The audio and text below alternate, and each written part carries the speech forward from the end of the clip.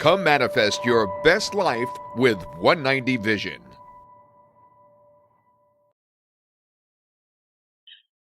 A person died. When they reached heaven, they were greeted by an angel. The angel said, "Oh, let me show you where you'll be staying." So they started to walk, and the woman heard this beautiful music and this beautiful chanting. And she said, "Oh, what's over there?" And the angel said, "Oh, those are the Buddhists. You know, they're celebrating in gratitude for having reached heaven." And as they continued on, she started to hear some very exciting music, and she saw individuals in this other room that were dancing. And she said, "Oh, what's this group?" And the angel said, "Well, you know, these are the Hindus, and they all have reached heaven, and they're celebrating as well." And they continued on, and uh, all of a sudden there was this really loud music, and people were worshiping and praising and singing hallelujah. And she said, "Oh, and what's this group?" And the angel said, "Oh, well, these are the Christians, you know, Baptists and Presbyterians," and just started naming all these different Christian groups who are glorifying God and praised for having reached heaven. She said, "Oh," and they continued, and the angel said, "Now, we have to be very, very quiet as we go past this next group." And she said, "Why is that?" And the angel said, "Because these are the Catholics, and they believe they're the only ones up here." I hope that made you laugh. Our topic today is discussing pretty much the afterlife, what happens when someone dies. My husband is going to be answering some questions for us. And the first question is there really an afterlife? You're able to, you know, see into the spiritual realm. So is there really an afterlife? As you know, from because I always share my experiences with you, from what we know, there is. Well, I put it this way: life continues. You know, I don't know if I'd call it an afterlife because that's assuming that life ended, but life never really ends. All you're doing is you're leaving the limitations of a physical body. See, when you decide, that's what we call it embodiment, right? Mhm. Because when somebody decides to embody, they're simply taking their spiritual self, that soul, and that's what we are, right? We're a soul. And we've decided to, using our own free will, to put it into a physical body so that we can come to earth or wherever we're going to go and learn our lessons and progress spiritually, you know, from the lessons that we learn. So once you get into a physical body, you're actually more constrained in your abilities because the physical body limits what you can do. And many people then start believing that because they see hands and feet, that's who they are. And they identify with the physical self. But when you transition, you're simply, the time has come and you're saying, all right, I'm done using this physical body and let me leave it now. That's all you're doing. You're not dying, you're just changing vehicles. Okay, then let's so there's an afterlife, as it's called. It should be after physical life, I would think, to be very specific. Um, Well, when how about this? Just so I feel better, we continue living Okay, because there is no such thing as an afterlife as far as I'm concerned, because that to me gives the impression that you die and you don't die. The soul never dies, it's always alive. The physical body dies. So if you're talking about an afterlife, it's because you're focused on the physical self, which we already know is limiting.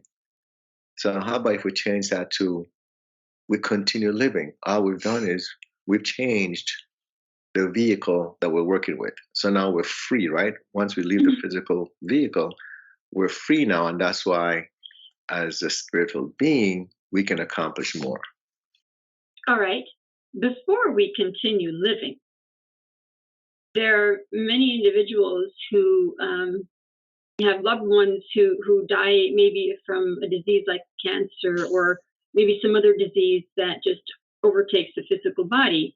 And a question that we are asked a lot and that I see being asked a lot is they want to know, is my loved one still suffering? They've left, they've continued their life, but they've left the physical body. So are they still suffering? I paused. I hesitated before answering the question because, again, that goes back to the way that individuals are looking at who they are. All right. If individuals, which most people are focused on their physical experience, then it's normal to ask a question like that. Let's rewind a little bit before I even answer the question. Okay. If you remember, um, when my uncle, right, when Brother T were alive, Mhm. and he was getting close to transitioning, if you remember, I told you about how this one time we were right on his, we were standing by his bed, and I think he was asleep. I don't know if you remember which experience I'm talking about. Right. And then I closed my eyes, and he took me with him, and he walked me through this garden. He said this was his garden, that up in heaven is what he called it, right? Because he was a Catholic, so he sees it as heaven. Different people see it as something else, and that this was his garden. And if you remember, what did I tell you with his experience with me? Do you remember any of it? I remember you telling me that he was walking with Jesus, and Jesus was showing him how big his garden was, and he was really happy.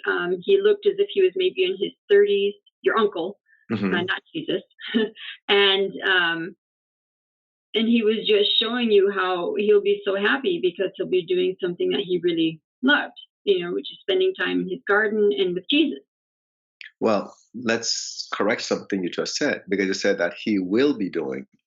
It wasn't a will; he was already doing it, Right. right? And the next part of that was that, if you remember, I told that he jumped up and down to show me how flexible he was and how balanced he was. Why was Yeah. that so important for him to do, if you remember? Because he had been in a hospital bed for a few months and was Uh, not able. He was having a hard time with eating and doing pretty much anything for himself. and this experience I had with him was while he was still alive, right? Right, his physical body was still living. I hope that kind of gives everyone an idea of where I'm headed with this question, right? We've had other individuals that while they're in the hospital or they're put in a, or they say they're in a coma, that they're still communicating with us and showing us how happy they are and Hmm. how everything is fine, right? Right. We had, remember, we had the one kid that committed suicide, the teenager. And Hmm. if you remember, before she finally passed on, she would come and have conversations with me, right? And show me. As a matter of fact, she was deciding whether or not she wanted to live. Hmm. And she explained to me why she chose not to. And we had conversations about that. And she explained to me, no, I don't want to live. And here's why. And then right after that, we learned that she finally was gone. The physical But body, right. exactly. But while she was communicating with me, she was in good shape. She wasn't in pain or anything. And we've had this happen many times. So the point is that individuals are concerned about their loved ones after they pass. What they don't realize is that even while they're alive and they might think that they're in pain, they already are not in pain. because they spend very little time in that physical body. They're already, once they've decided that they're going to leave, transition, they're hardly in that physical body. They spend more time in the spiritual realm. So thinking that they're in pain, it's really not accurate because they aren't. All right, which brings up another question, which you're answering right now in a way, and that is when an individual has a loved one who has been in as they say, a terrible accident, and their body is just in a very bad condition, maybe missing limb and needing surgeries, broken bones. And a question is, with all of that happening, how much pain are they in? And then does that pain stop when their body finally stops working? And of course, you've answered already. After the body stops working, they're fine. Everything is great. But what about leading up to?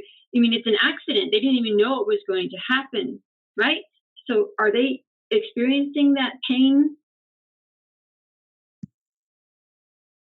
If the soul has decided that it's going to transition, then time is hardly spent inside that body. So they'll feel the pain when they're inside the physical body, but that will be rare because they already spend more time with their loved ones on the other side, as people would say, right? In that other dimension. If the individual or the soul has chosen to stay embodied, then they still spend time in the spiritual realm. But of course, because they've chosen to stay embodied in that physical body, then they will feel the pain, yes. To watch the full episode of this video, please go to the 190 Vision channel on Roku TV or Amazon Fire. Request help by visiting the 190vision.com website. Click on the Help Me tab and submit the consent form. Join others that are on the path of manifesting their best life through the 190 Vision Facebook group. Learn more about other topics by listening to podcasts on the 190 Vision Spotify channel or by watching videos on the 190 Vision YouTube channel. Help support the 190 Vision community by clicking on the Donate button that is located at the bottom of every page on our website.